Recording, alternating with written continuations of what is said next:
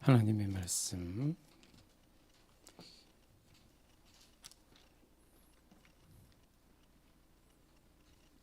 하나님의 말씀이 요한복음 14장 봅니다. 요한복음 14장 제가 가진 성경은 신약 172페이지 있습니다.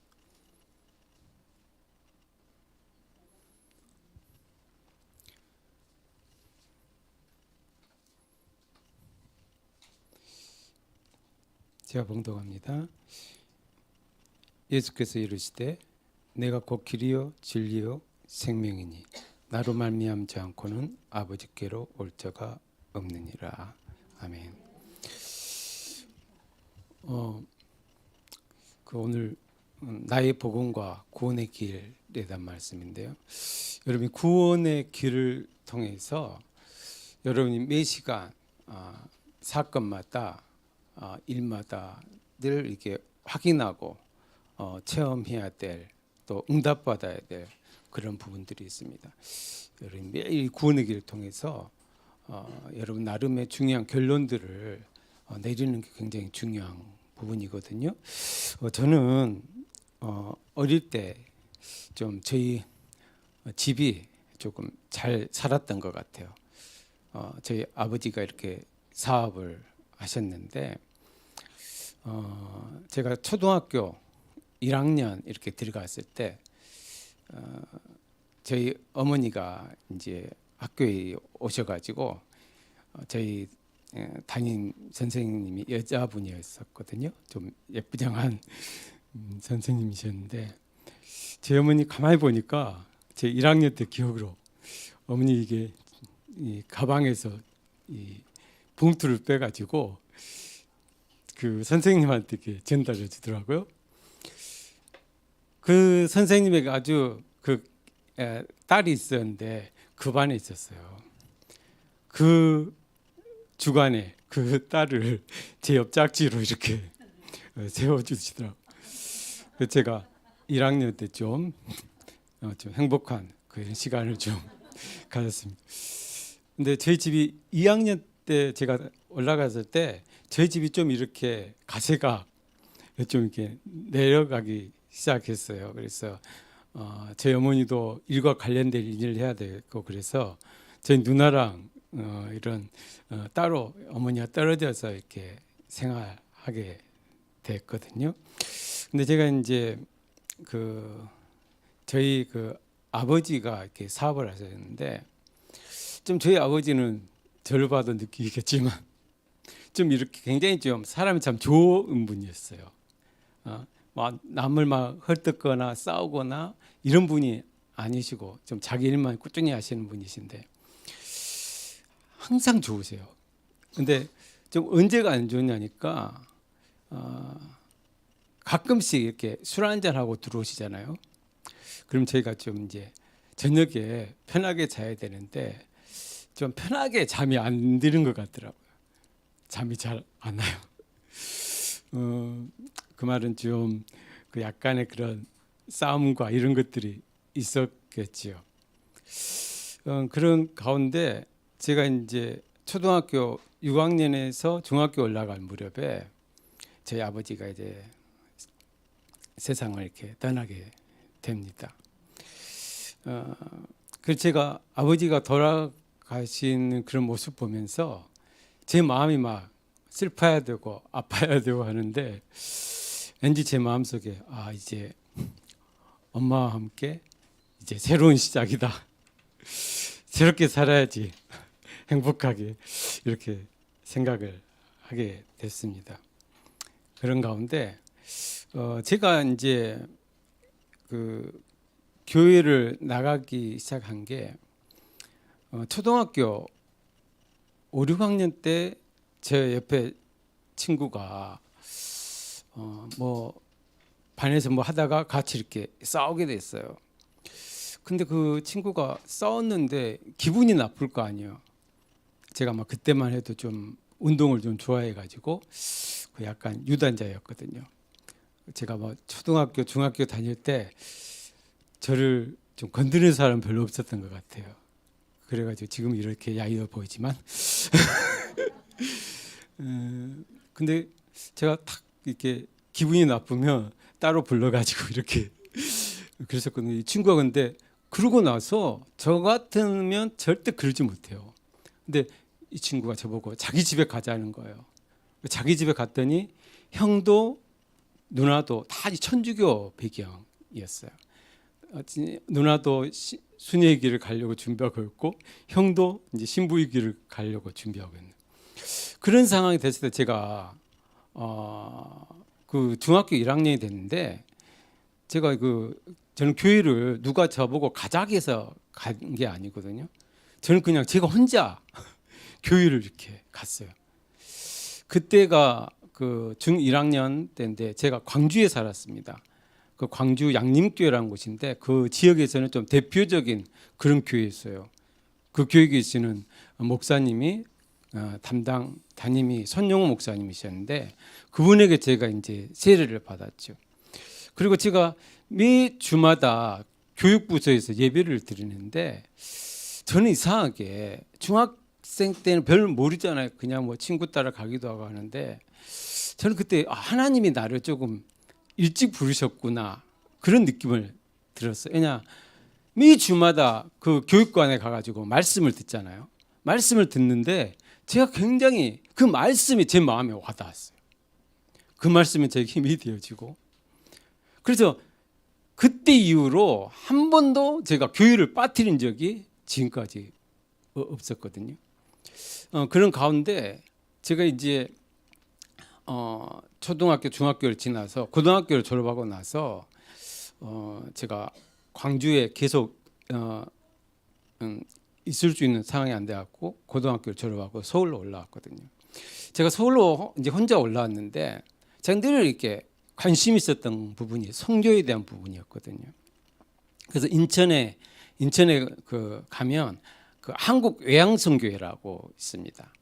그 외양선교회 가가지고 매주 인천 항에 들어가면 인천 앞바다에 그 배들이 들어와요. 애국에서 들어오는 배들.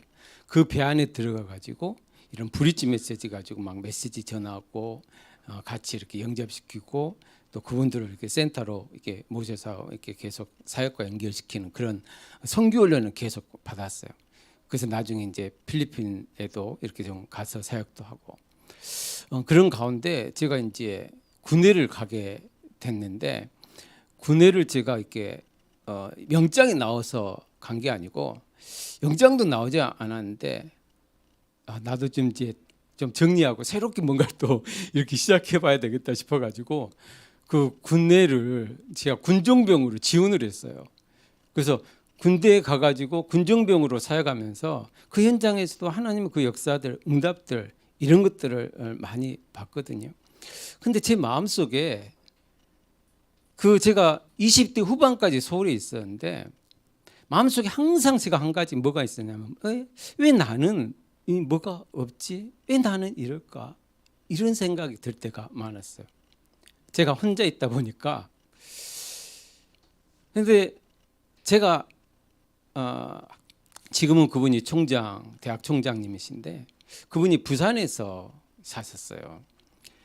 부산에 사시다가 서울에 이제 공부하기 위해서 고등학교를 졸업하고 서울로 올라오셨는데 어머니도 그렇고 아버지도 몸이 안 좋으시다 보니까 자기를 제대로 지원을 해줄 수가 없는 거죠. 그러니까 본인이 과외도 하고 일도 하면서 신앙생활을 하는데 이제 새벽기도를 나가게 됐어요. 새벽기도를 나가서 이 친구가 하나님 앞에 기도를 한 거예요. 마음속에 이런 거예요. 정말 학교를 졸업하고 이제 해외에 나가 유학도 해야 되고 이런 자기를 미래를 놓고 꿈을 키워야 되기 때문에 그런 부분을 준비하고자 하는 그런 마음들이 많았어요. 그래서 하나님 앞에 기도를 한 거예요. 하나님, 나는 정말 공부하는 부분에 이 부분도 필요하지만 앞으로 유학도 가야 되고 많은 일들을 해야 됩니다. 근데 하나님이 누가 나를 도와줄 사람이 없습니다. 하나님, 나는 정말 배경이 없습니다. 아니 어떤 교회 안에 보면 중직자님들 자녀나 교육자 자녀 보면 그 자기 눈에 볼 때 뭔가 앞에서 끌어주고 밀어주고 당겨주고 하는데 하나님, 나는 없습니다. 하나님, 나를 좀 도와주세요. 날 좀 살려달라고 하나님께 기도해요. 근데 하나님이 마음에 그러는 거예요. 자기는 없다고 하는데 하나님 도와달라 그랬는데 내가 너한테 준 거 있다. 기도할 때마다 그걸 준 거예요. 처음에 굉장히 그 음성을 들었을 때 답답했다 하더라고요. 너무 답답해가지고 새벽기도 나가던 걸 집어치우고 안 나가고 있는데 자기가 전도했던 그 파출부 아줌마가 계속 새벽기도를 같이 나가다가 이분이 안 나가니까 하루는 새벽에 자기 방을 팍 차면서 당신이 나를 교회 가도록 해놓고 왜 새벽기도 안 나가느냐 막 이렇게 하니까 그 말에 탁 찔려가지고 새벽기도 나가죠. 새벽에 가가지고 가만히 있는데 하나님 제 마음속에 내가 너에게 준 거 있다 하는데 그때 있잖아요. 기도하다가 하나님이 나에게 준 거 있구나. 그때 발견한 거예요. 그걸 발견하고 그때부터 계속 기도하기 시작했었는데 하나님이 그분을 전국과 세계로 이 복음 전도하는 이 일에 귀하게 지금까지도 사용하고 계시는 걸 보게 됐거든요. 그래서 저는 제가 오랜 시간 이렇게 혼자 있다 보니까 물론 저를 위해서 기도해 주신 주변에 그런 분들도 있어요. 하나님의 응답도 있고 하나님의 역사도 있어요. 근데 늘 제 마음속에 나는 뭔가가 이제 필요하다. 난 이것도 좀 필요한 것 같고 내가 저것도 필요한 것 같고 이것도 좀 부족한 것 같고 저것도 부족한 거 더 받아야 될 것 같고 그런 거예요. 그런데 어느 날 제가 뭔가를 원했던 제가 이제는 더 이상 필요가 없구나. 더 이상 내가 하나님으로부터 받을 게 없구나. 더 달랄 필요도 없고 더 간구할 필요가 없구나. 제가 그걸 느끼게 됐어요. 그때가 제가 언제였냐 하니까 정말 하나님의 말씀만 내게 충분하구나. 이걸 느꼈어요. 그리고 그 은혜로 인하여 하나님 말씀만으로 나는 완전하다. 왜냐? 그 말씀 그 안에 모든 것이 있다는 걸 제가 발견하게 됐거든요. 그래서 많은 사람들이 생각할 때 여러분이 그래서 이 구원의 길을 통해서 뭘 발견하고 뭘 체험해야 되냐? 정말 나는 안 되는 것 같아도 나는 연약한 것 같아도 말씀만으로 충분하고 완전하고 모든 것이다. 이게 날마다 체험되어지고 응답되어지고 여기에 결론이 있어야 되는 거죠. 많은 사람들이 그렇게 생각해요. 나는 이렇게 부모가 있으면 잘 될 거다. 좀 잘하면 내가 결혼만 하면 행복할 거다. 또 결혼하고 나면 내가 자식만 있으면 자식만 잘 되면 행복할 거라고 정말 생을 걸고 하잖아요. 그런데 내가 말씀만으로 충분하고 완전하고 모든 것이구나 이게 발견되지 않으면 아무리 좋은 부모가 있든 아무리 괜찮은 배우자가 있든 그것으로 참 행복을 찾을 수가 없거든요. 어떤 사람들은 돈만 많이 있으면 지식만 많이 있으면 명예만 있으면 정말 어떤 권세와 좋은 자리만 있으면 행복할 거라지만 그것이 행복을 줄 거라고 살아보지만 살면 살아갈수록 행복하지 않구나. 우리가 일시적인 행복 잠시 잠깐의 그 행복이 있을지 몰라도 영원한 행복 절대적인 행복 없어요. 절대적인 만남과의 내가 만남이 없으면 거기에는 절대 행복이라는 건 있을 수가 없거든요. 그래서 미국의 그 트럼프가 대통령 되면서 무엇을 했었냐니까 아메리카 퍼스트를 했었거든요. 미국 우선주의. 미국의 이 유익을 위해서 모든 것을 우선시하는 거예요. 미국의 유익이 되는 건 한데 유익이 안 되는 것은 과감하게 버리겠다. 그래서 세계 각국의 정상들이 거기에 굉장히 긴장을 했거든요. 그게 미국의 논리인 것 같지만 단지 미국의 논리가 아니에요. 이 땅을 사는 세상의 논리가 이렇거든요. 나를 중심으로 다 나의 자기가 가지고 있는 의의가 최고인 줄 알고 자기 지식이 최고인 줄 알고 자기 능력이 최고인 줄 알고 자기가 가지고 있는 그 실력과 그 모든 것들이 행위와 이런 것들이 자기 노력이, 자기 행위가 최고인 줄로 생각하거든요. 그것 가지고 남을 향해서 잘한다, 못한다, 맞다, 틀리다, 그것을 계속 하고 있는 거예요. 그래서 결론은 무엇밖에 안 남냐? 나밖에 남지가 않는 거죠. 그래서 나를 중심으로 사람들이 살아. 대부분 사람들이 육신 중심으로, 또 많은 사람들이 성공을 중심으로 살아가는 거죠. 이게 이 속에 엄청난 문제가 있다는 걸 알지 못하면서 계속 이렇게 살아가요. 그래서 이렇게 살아가다 보니까 나의 삶이 사도행전 13장에 무속과 점술과 우상문화 가운데 내 인생이 살아갈 수밖에 없거든요. 그래서 여기에 딱 사로이 잡혀 있다 보면 내가 어디로 가는가, 내 삶의 기초가 어디로 가냐니까 분명히 눈에 안 보이게 사단이 지배하는 거죠. 사단이 지배하기 때문에 뭔가를 섬겨야 되는 거거든요. 뭔가를 섬기다 보니까 저는 있잖아요, 제가 어릴 때 저뿐만 아니고 저희 가족들, 저희 형제들, 친척들이 거의 불교 그런 우상의 그런 가정들이었어요. 근데 한 번은 제가 초등학교 5학년 때 철봉을 하다가 떨어졌는데, 떨어지면서 이 팔이 이렇게 삔 게 아니고 팔이 중간 이 뼈가 골절이 된 그런 상태가 됐거든요. 근데 그때 저희 어머니가 없어가지고 저희 그 이모가 저를 데리고, 제가 아파서 막 우니까 저를 데리고 이제 간 거예요.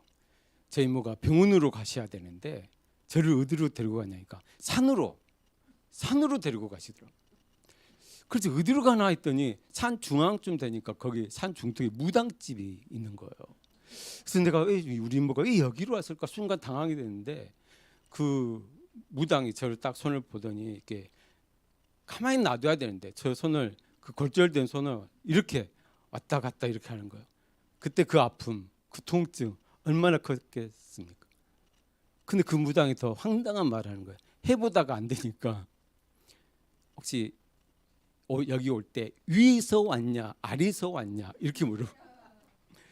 당연히 아래에서 왔죠. 그래서 한 얘기가 아래에서 왔기 때문에 안 된다 이렇게 해가지고 제가 그 때문에 참 고생을 좀 했어요. 근데 그날 밤에 잠을 자는데 제 느낌에 뭔가 밖에서 구슬을 하고 있더라고요. 그래서 제가 구슬을 탁 하는데 제 마음속에 뭐가 있냐니까 뭔가 이런 어두움이 있잖아요. 제 마음속에 어둠이었어요. 그때부터 뭐 영은요, 근심 이런 것들이 생겼는데 제가 뭔가 영적으로 확 잡히지는 않았지만 그런 상태 이런 게 있어요. 그래서 많은 사람들이 이런 문제가 있는 거죠. 그래서 좌절과 절망과 허무와 슬픔과 이런 삶 속에서 정신의 우울증, 공황장애, 정신분열, 정신착란, 또 막 결혼을 해도 의처증, 또 남자들 의부증, 다른 데서 오는 게 아니거든요. 하나님의 말씀만으로 분명한 답을 내지 못하고 하나님과 관계 없는 삶이다 보니까 이러는 거예요. 그래서 삶 속에 집에 들어가서 안 나와요. 은둔 삶. 또 어떤 사람은 결혼했는데도 시시때때로 집을 나가요. 가출. 이 땅을 사는데 살지 못하겠거든요. 그러니까 자살하고 막 당신하고는 더 이상 살 수 없다 이혼하고. 그래서 계속 이런 문제 가운데 음란과 도벽과 이런 간질 여러 가지 열등의식 가운데 살아가거든요. 그러니까 이런 문제가 계속 반복되다 보니까 삶에 문제가 생길 수밖에 없는 거죠. 여러 가지 암과 에이즈와 이런 질병들, 불치병들이 계속 일어날 수밖에 없는 거예요. 그래서 그런 가운데 모든 수고와 무거운 짐을 지고 살아가는 거죠. 그래서 예수님께서 수고하고 무거운 짐들아 다 내게로 오라고 말씀하시는 거잖아요. 문제는 반드시 이 이후에 내세가 반드시 개인마다 찾아오잖아요. 그 어떤 교도관이 그런 얘기를 하더라고요. 자기가 많은 사형수들을 이렇게 접해봤는데 마지막 죽을 때 두 종류래요. 예수 믿는 사형수, 예수 믿지 않는 사형수. 예수 믿는 사형수는 있잖아요. 마지막 죽음의 순간에 편안하게 뭔가 준비된 듯 편안하게 하나님 앞에 간대요. 예수 믿지 않는 사형수 온몸을 비틀고 소리 지르면서 이 살결이 완전히 굳어가지고 딱 보면 지옥 가는 걸 느낄 만큼. 그래서 반드시 내세가 오거든요. 우리에게도 마지막에 옵니다. 그런 게 너무 두려워하면 안 돼요. 그날이 오면 올수록 막 설레임. 누가 저한테 지난주에 물어보더라고요. 오늘 예수님 부르시면 오늘 천국 갈 수 있겠냐. 그러니까 제가 할렐루야 그랬거든요. 하나님이 부르신다는데. 근데 믿지 아니하는 사람들 죽을 때 보면 굉장히 두려워하거든요. 그래서 한 번 죽는 것은 사람의 저항인데 그엔 반드시 심판이 있다. 그리고 거기서 끝나는 게 아니고 후손의 문제가 오잖아요. 우리 속담에 부모의 행동하고 자식들의 행동이 똑같을 때 하는 말들 있잖아요. 그 아버지의, 그 어머니의. 예. 그래서 이게 눈에 안 보이는 이게 불신자 상태 속에서 나오는 문제들이잖아요. 그래서 여기에 잡혔기 때문에 절대로 여기서 빠져나올 수가 없는 거죠. 사단의 전략 12가지. 그래서 이게 다른 게 아니고 이게 눈에는 안 보이지만 사단이 만든 엄청난 이게 지금 함정이거든요. 나 육신 성공짐승 살아가는 거. 그리고 이게 엄청난 사단의 틀이죠. 그리고 이게 엄청난 사단의 올무가 딱 돼가지고 일평생을 저주 가운데 살아가게 만드는 것을 보거든요. 그래서 여기에 빠진 이상 절대 빠져나올 수 없다. 왜냐? 이게 마치 영적인 문제인데 영적 문제가 다른 게 아니고 덫과 같은 거거든요. 그러니까 이 덫이라는 게 다른 게 아니고 짐승 잡기 위해서 설치해 놓은 거잖아요. 그러니까 여기 잡혔기 때문에 사람들마다 여기 이 문제에 딱 잡혀 있는 가운데 어떤 사건이 생기고 어떤 상황이 되면 자기도 모르게 여기 묶여 있는 대로 거기에 적응하게 돼 있어요. 내 아는 주변의 사람들 여러분이 보셔줄 때 평상시는 안 그러는데 여기 뭔가가 적응돼 있는 사람들은 그 사건과 그 상황이 오면 평상시는 안 그러는데 그 상황이 바로 자연스럽게 거기에 빠져들어가거든요. 절대 빠져나올 수가 없어요. 어떤 선행과 어떤 종교, 어떤 지식과 철학 가지고도 여기에 빠져나올 수가 없어요. 그래서 하나님께서 우리에게 절대로 빠져나올 수 없는 우리 인생을 향하여 하나님이 뭘 열으시냐? 길을 열으셨다. 오늘 볼 때 나는 길이요 그랬잖아요. 영어 성경을 보니까 이것을 더 웨이라고 하거든요. 이 더라는 것은 웨이가 아니고 더 웨이라 그랬어요. 이게 여러 가지 중에 하나를 말하는 게 아니에요. 그랬을 때 어를 쓰거든요. 근데 세상에 하나밖에 없는 거. 하나님이 세상에 하나밖에 없는 그거. 하나님이 우리에게 주신 길은 여러 가지 중에 한 길을 우리에게 알려준 게 아니고 세상에 하나밖에 없는 그 길을 우리에게 주신 거거든요. 하나님이 구원받을 수 있는 이 구원의 길이 다른 데 있는 게 아니고 오직 유일한 한 길, 그 길로 하나님 우리에게 길을 열어주신 거죠. 그래서 하나님이 우리에게 주신 이 길이 다르게 말하는 게 아니고 로마서 5장 8절을 보니까 우리가 아직 죄인되었을 때 그랬거든요. 우리가 아직 죄인되었을 때 그리스도께서 우리를 위하여 십자가에 죽으셨다 그랬거든요. 예수님이 이 땅에 눈에 보이는 문제를 위해서 죽으신 게 아니에요. 육신의 문제를 위해서 죽으신 게 아니고 눈에 보이지 않고 육신의 문제가 아니고 영적인 문제 때문에 죽으신 거거든요. 그래서 하나님이 이 문제를 해결하기 위해서 요한복음 14장 6절에 보니까 우리 인생이 하나님의 말씀을 따라야 되는데 하나님의 말씀을 따르지 않고 방황하고 있을 때 하나님 만나는 길을 열어주신 거잖아요. 우리가 방황하고 있을 때 하나님이 우리로 하여금 이 길을 열어주신 거거든요. 로마서 8장 2절 보니까 우리가 정말 죄로 말미암아 우리 인생 가운데 저주가 온 거예요. 그래서 죄와 사망의 법에서 너희를 해방시켰다. 말로 해방시킨 게 아니고 우리의 죄를 해결하기 위해서 십자가에서 죽으심으로 부활해서 우리의 죄를 해결해서 그래서 우리의 저주가 완전히 해결되는 일이 벌어진 거죠. 우리 힘으로 해결할 수 없기 때문에 요한일서 3장 8절에 보니까 하늘과 땅의 권세를 가지시고 이 마귀를 멸하여 버리신 거거든요. 그 축복을 우리가 그래서 이분이 바로 그리스도다. 그래서 하나님이 우리에게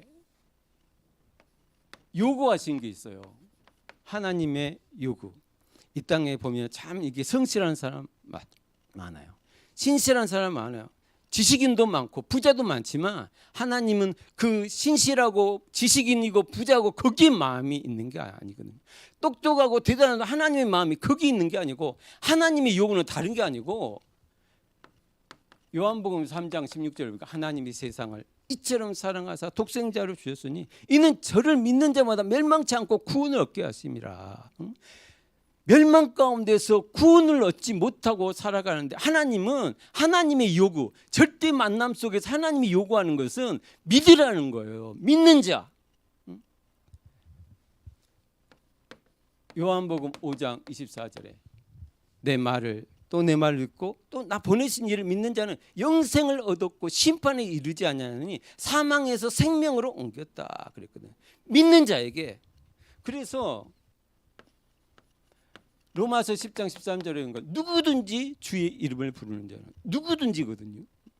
예수님 한편의 강도가 평생을 다른 사람들을 고통을 주던 그 사람이 마지막 순간에 최후의 그 말이 너무나 잘한 거잖아요.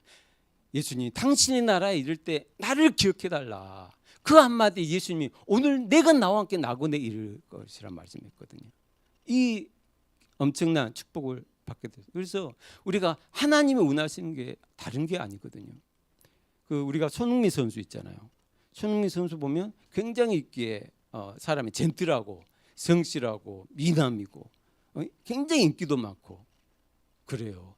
근데 손흥민 선수에게 굉장히 인기가 많은데 손흥민 선수가 얼굴이 괜찮고 미남하고 젠틀하고 그래서 손흥민 선수를 좋아하는 거 아니에요. 한 가지 때문에 그런 거죠. 한 가지. 하나님이 우리에게 한 가지 요구하는데 그건 믿으라는 거예요. 제대로. 그래서 요한복음 1장 12절에 영접하는 자 곧 그 이름 믿는 자에게 하나님의 자녀가 되는 권세를 줬다.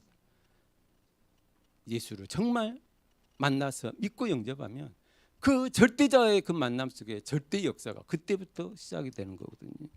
그래서 우리에게 하나님이 우리가 예수를 믿을 때 그 가치라는 거 있잖아요. 그 가치를 생각할 때 그 가치가 어느 정도냐? 우리가 워런 버핏이나 빌 게이츠를 보면 이 사람들의 재산이 어느 정도 천문학적인 재산을 가지고 있잖아요. 모든 사람들이 그 물질에 거기에 완전히 초점이 되는데 그 사람들이 가지고 있는 이제 천문학적인 재산. 그 천문학적인 재산을 가지고 있더라도 우리가 그것 가지고 구원받는 건 절대 불가능해요.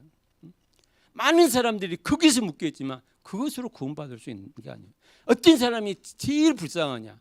그런 세상의 그 재산과 재물과 그 어떤 그 자리와 명예와 그것이 최고이냐? 가장 그것을 추구하고 쫓아가는 그 사람이야말로 이 땅에서 가장 불쌍한 사람이거든요. 그래서 다윗이 그런 얘기죠.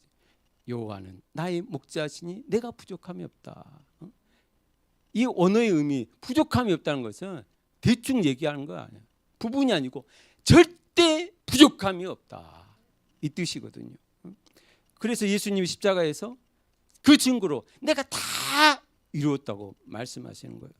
그래서 우리가 죄와 허물로 죽어 있는 죄와 허물로 죽었던 나에게 하나님 내 인생의 과거의 문제를 해결하신 거예요. 내가 공중 권세에 잡혀있던 나에게 하나님이 거기에서 해방되도록 나의 현재를 하나님 축복하셨거든요. 그리고 본질상 진노의 그 자녀 가운데서 고통당하고 문제 가운데 있어야 되는데 우리를 그리스도와 함께 십자가에 앉으셨다 그랬거든요. 에베소서 2장 6절. 우리 인생에 해결할 수 없는 미래 문제를 해결하신 거죠. 그래서 우리가 정말 예수 믿고 하나님의 자녀가 됐다. 이것은 굉장한 사건이에요. 그래서 우리가 반드시 이 절대자와의 만남이 시작되면 하나님은 그때부터 말씀이 육신이 되어 오신 그 그리스도의 능력이 나의 삶 속에 역사하는 거죠. 그래서 고린도전서 2장 12절을 보니까 세상에 너희가 세상의 영을 받지 아니하고 오직 하나님께로부터 온 영을 받았으니 이는 우리로 하여금 하나님께서 우리에게 은혜로 주신 것들을 알게 하려 하심이라. 하나님이 우리에게 은혜로 주신 게 눈에는 안 보이지만 성령의 역사로 성령의 인도를 우리에게 주신 게 어마어마하다는 거 알아야 돼요. 그래서 고린도전서 3장에 너희가 하나님의 성전인 것과 하나님의 성령이 너희 안에 거하시는 걸 알지 못하느냐. 성령께서 내 안에 함께 하신다는 거. 그래서 어떤 상황 가운데서도 이 절대 만남의 축복을 누리면 우리는 절대 망할 수가 없는 거예요. 그래서 선택하고 우리가 판단해야 될 때가 많잖아요. 이 절대자야 절대 만남이 시작되면 우리가 하나님의 인도, 성령의 인도를 받게 되는 거예요. 그리고 정말 보호자의 그 보호자와 통하는 기도할 때마다 주의 천사의 도움을 받게 되는 거예요. 우리가 이제는 육신적인 인간적인 싸움이었다면 우리가 이 축복 속에 들어오게 되면 우리 싸움이 달라지는 거예요. 이제는 영적인 싸움인데 흑암 세력을 꺾을 수 있는 그 권세가 내게 주어지는 거죠. 이제 내가 어딜 가든지 누구를 만나든지 그 모든 상황 가운데 내 배경이 바뀌는 거잖아요. 내 배경이 하늘에 있고 내 시민권이 땅에 있는 게 아니고 하늘의 시민권을 하나님이 우리에게 주신 거죠. 늘 이 땅에서 늘 먹고 입고 자고 여기에 관심이 있으면 이 축복을 누릴 수가 없는 거예요. 내 마음과 생각, 내가 비록 이 땅에 살고 있지만 내 마음과 생각 중심을 위에 두고 위의 것을 바라보고 이 땅을 쳐다보면 우리는 하늘의 보호를 받는 그 축복을 누리게 될지 믿습니다. 그러면 세계를 정복하는 그 서밋에 그 역사가 일어나게 되죠. 그래서 우리에게 하나님이 결론, 저는 제가 아직까지 코로나에 걸리진 않았거든요. 근데 제가 2번 정도로 집에서 이렇게 격리할 때가 있었어요. 근데 한번 제가 그 2번째 격리하던 날 주일날 잠에서 탁 깬 순간에 어떤 걸 느꼈냐니까 우리 성도님들은 어떨까 이런 생각이 들더라고요. 늘 2년여 동안 교회 오지도 못하고 교회 와도 어떤 분은 본당에 들어오지도 못하는데 2년여 동안 나의 삶이 예배와 동떨어져 있어서 본인은 메시지를 듣는다고 하지만 메시지를 듣는 거하고 내가 예배 속에서 참 축복과 응답을 누리는 건 다른 거거든요. 제가 굉장히 걱정이 되더라고요. 우리 성도님들의 영적 상태, 우리가 이 상태로 있으면 안 된다. 우리가 영적으로 정말 깨어서 일어나야 된다는 거예요. 우리가 절대 만남 속에 이 절대 축복 속으로 들어왔는데 그 자리에 거기 머물러 있으면 안 되는 거거든요. 그래서 우리가 예배라고 하는 거, 예배 속에서 정말 내 생을 거는 하나님의 축복을 맛봐야 되거든요. 많은 사람들이 교회 안에서 밖에서 막 얘기하잖아요. 근데 사람을 힘들게 하고 시험에 들어가 무너뜨리는 게 사람의 그 불신앙 가지고 사람들을 굉장히 힘들게 어렵게 만드는 분들 있어요. 저는 그분들이 왠지 기도하면서 걱정이 되더라고요. 그분들 하는 일과 또 제가 제일 걱정은 그분들의 후대 있잖아요. 그 정말 우리가 예배에서 사람의 소리 음성을 듣는 게 아니고 말씀을 통해서 하나님의 이 음성을 들어야 되거든요. 그래 반드시 하나님의 응답과 역사가 내게 주어지게 돼 있어요. 그리고 중요한 2번째가 우리가 했잖아요. 기도가 뭐냐니까 기도는 나의 영혼이 무한한 힘을 주시는 만남이다 그랬거든요. 나의 영혼에 무한한 답을 주시는 만남이 기도라는. 그래서 내가 정말 절대 만남 속에 하나님의 절대 계획을 가지고 도전하면 하나님 내 인생이 절대 제자로서 인생을 살아가게 될 수밖에 없거든요. 그래서 난 사람을 통해서 하나님은 중요한 일들을 하시는데 난 사람을 통해서 이제는 나의 삶이 237과 5천 종족을 살리는 그 하나님의 역사가 나를 통해서 이루어지는 그 역사가 나타날 줄로 분명히 믿습니다. 그래서 여러분이 이 구원의 길을 통해서 다른 걸 체험하고 다른 걸 응답받고 다른 것으로 결론 내리면 안 되거든요. 정말 하나님의 말씀만으로 나는 충분하고 완전하고 그래서 그 안에 모든 것이 있음을 날마다 삶 속에서 인정하는, 고백하는 증인으로 서게 되는 그 역사가 있게 되기를 간절히 소원합니다. 기도하겠습니다. 하나님, 은혜와 사랑을 감사함을 드립니다. 우리가 구원의 길 그동안 너무 현장에서 또 강단에서 너무 잘한다고 사역해 왔지만 정말 이 구원의 길이 나의 삶 속에 말씀만으로 충분하고 그 은혜로 완전하고 그 안에 하늘과 땅의 그 엄청난 것 때문에 모든 것임을 나의 삶 속에 체험하고 응답받고 결론 지을 수 있는 매일매일의 삶이 되어질 수 있도록 주님이 축복하여 주옵소서. 살아계신 예수님의 이름으로 기도하옵나이다. 아멘.